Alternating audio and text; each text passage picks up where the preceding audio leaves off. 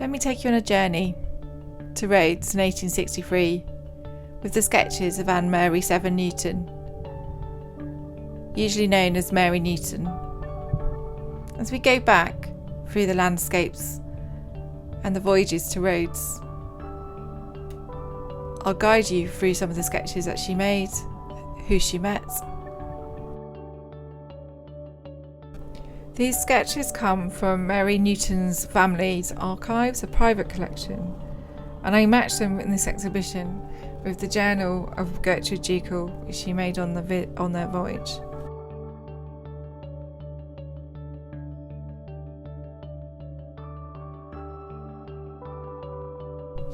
The skyline of Rhodes town in Greece has domes of Ottoman or Turkish mosques and minarets poking out from behind the medieval walls of the Frankish Western European Knights of St. John. The snow-topped mountains of Caria and Lycia in Turkey can be seen clearly across the sea from this Greek island in the East Aegean.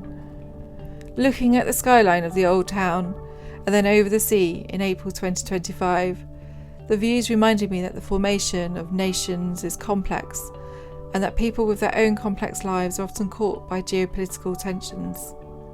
I was visiting Rhodes with my family, both for a holiday and for research, as I was on the trail of two female artists and an archaeologist who had themselves holidayed in the island for 2 weeks in November 1863. On the surface, the fortified town has changed little since the 15th century, but for the occasional minaret and monument.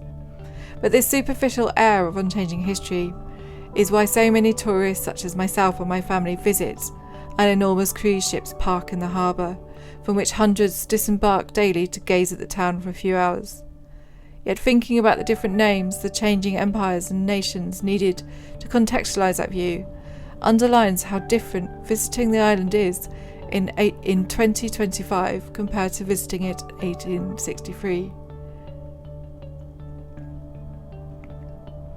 In 1863, Rhodes was part of the Ottoman Empire, and had been so since 1522 when the Ottomans conquered Western European Catholic Knights of St. John, who had used the island as a fortress to support the later Crusades and enable pilgrims to get to Jerusalem. They also used it as a place from which to raid for Muslim slaves.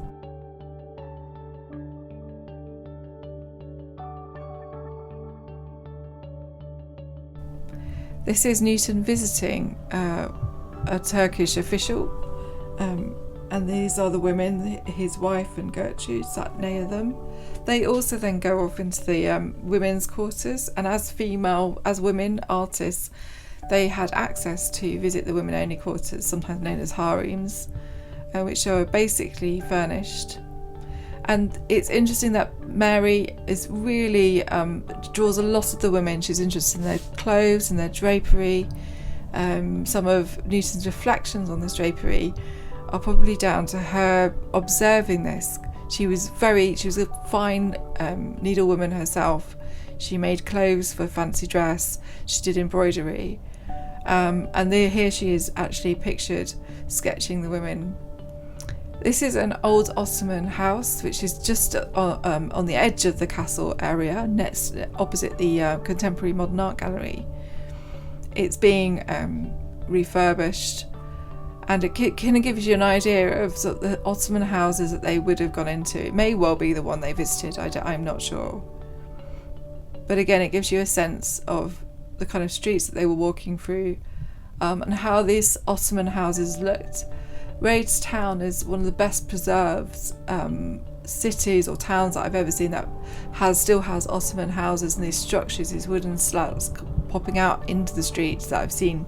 There are pockets of them in Istanbul, but most of, and to some extent in Thessaloniki or Salonika, but most of the time they've often been destroyed by fire. And this is an interior of the house that's in Newton's travel journals, showing the Lindos plates on the wall that he actually collected for Frederick Leighton, the artist, while they were there.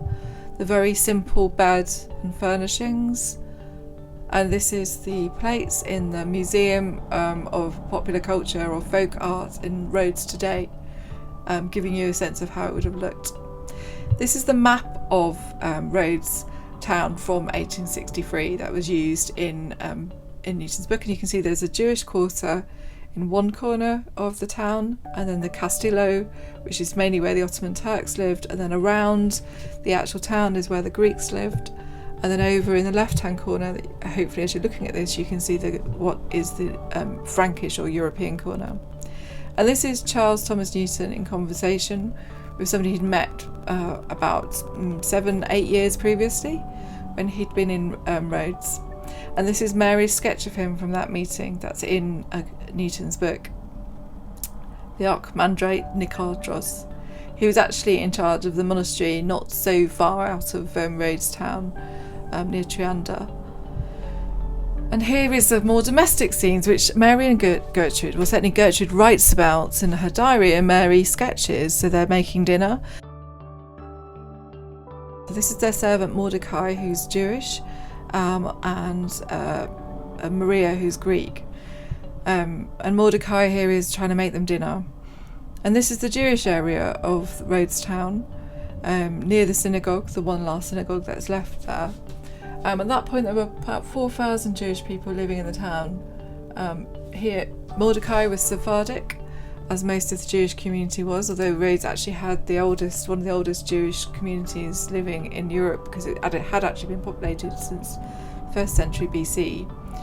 Mordecai would have lived in the Jewish quarter of Rhodes, which started just up from the square of the Hebrew martyrs, now called that because the Jewish people of Rhodes, around 1,604, were all rounded up in July 1944 by the Gestapo and deported to Auschwitz.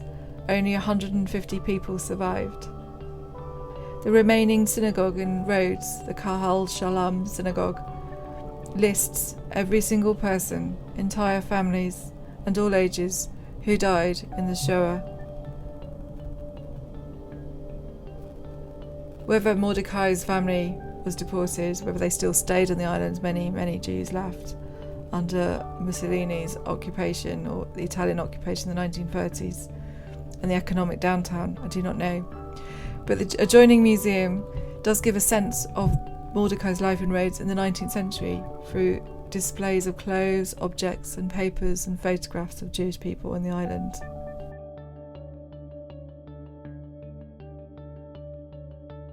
And this was known as the Jewish Gate when Charles and Mary were there. And this goes straight out to the sea. And in the background you can see the cliffs of Lycia, and just behind Fethiye, which is actually in Turkey. Here's an Ottoman mosque and a graveyard from the 18th century. It's just behind the harbour, Mandraki. And it gives you, it's a beautiful place, and opposite it is this villa where the writer Lawrence Durrell lived after the Second World War, 1945 to 47. He was actually there as part of the British Army, basically getting out information in newspapers, trying to combat the famine that was so prolific after the Germans essentially starved the population. And I'm showing here some cats. This is the stone cat, and this is the lovely black and white cat that was in the museum, as I said, the Hospital of the Knights of St John. Because Durrell records that there were no cats on the island in the aftermath of World War II. Now they're everywhere. You cannot move for falling over a cat. But there were no cats because the population were reduced to eating them, and so there was a massive problem with rodents eating grain. But I need to go back a bit. Rhodes remains part of the Ottoman Empire until 1912, when the Italians occupied the Dodecanese during the Italian-Ottoman War, 1911-12, and they added these islands to the Italian Empire. There was other islands in Greece, well, what is now Greece too. This was internationally ratified in the Treaty of Lausanne in 1923. The Art Deco buildings around the new town of Rhodes and near Mandraki harbour are evidence of this occupation. The aquarium is perhaps the most prettiest. Under the fascist regime of Benito Mussolini from 1922 to 43, Italian occupation of the island gradually became a serious problem for the Jewish community. In 1938, racial laws based on those in Germany stripped Jews of their assets, banned them from working in professions, and prohibited sexual relations with non-Jewish people. The arrival of one of Mussolini's friends, a hardline fascist, Cesare Meriardo de Vici, as governor in 1936, meant increased persecution, including the removal of Jewish gravestones from mixed cemeteries. Less seriously, de Vici also rebuilt the Grand Master's Palace with Roman mosaics from neighbouring Kos and crude, grandiose architecture and furnishings for a visit by Mussolini that never happened. There are many obvious traces of the Ottomans around Rhodes' Old Town, whether mosques, baths, houses or fortifications. However, it was a recent, in terms of the empire, building that caught my attention. The Hafez Ahmad Aga Library is opposite the Suleiman Mosque and had been opened in 1793, roughly 10 years before the Portico Library in Manchester. This closeness in dates struck me, as historic libraries are often seen as a Western Enlightenment expression, with their role in gathering and sharing of knowledge. My children were more interested in the fluffy black and white cat who was guarding the entrance of the ripe peach-coloured building. We visited on our last day in Rhodes and found a fruitful oasis of greenery and calm, filled with loquats, lemon, orange, mandarin, banana and date trees. The main building houses a cool white study room with a dome decorated by yellow stars and whites with sky blue in the centre. Ottoman maps of Rhodes are displayed on the walls, and behind the glass at the back are the 1256 books of Islamic learning, handwritten in Arabic and bound in gorgeous calligraphy on the covers. A mountain is inscribed to the founder Hafez Ahmad Aga, who was born in Rhodes and became a senior official in the Ottoman Empire. He established the library for use by those who could read Arabic or to learn Arabic, and for classes for children and adults alike. Like the Portico, the library also had a connection to slavery, but rather than being funded by the profits of enslaved labour, the founder left money for the rescue and purchase of Muslim people who were being enslaved by the Knights of St. John and Malta. These knights made money from selling people using their labour and took them in raids on North Africa. And of course the Ottoman Empire did also use and have enslaved people, but they were not allowed to enslave those who were already Muslim. When you look at Rhodes town, it seems unchanging, with its castellations, its fortifications, its palaces, its cobbled streets. It even seems unchanging from the Ottoman Empire, with the mosques, the minarets, and the spires going up into the blue sky, surrounded by a bluer sea. And the change only seems to be the cruise ships that come and dominate the skyline through the day. That seems to be the main change. But of course it isn't. I mean, monuments themselves decay. Buildings change, style changes. The Art Deco give voice to a different style of the 20th century, to different people who colonised the island. People die. Whole populations gone.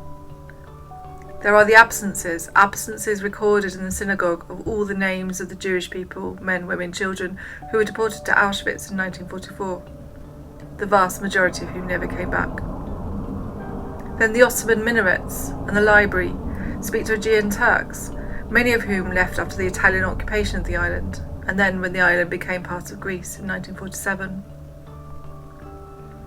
History is not just about monuments and texts and buildings, it's also about people, and not just those who get biographies written about them, or the leaders, but also the everyday, the people whose names we only know from the journal of Gertrude Jekyll. We know the first names of their servants. We get a glimpse into women's domestic lives in the 19th century. Privileged women, middle-class white artists who could travel but had their own issues to deal with. There, in those accounts, in those sketches by Mary Severn Newton, shows something that you don't see, or you don't read in most history books about Victorian women or the Ottoman Empire. And that is why they're so valuable.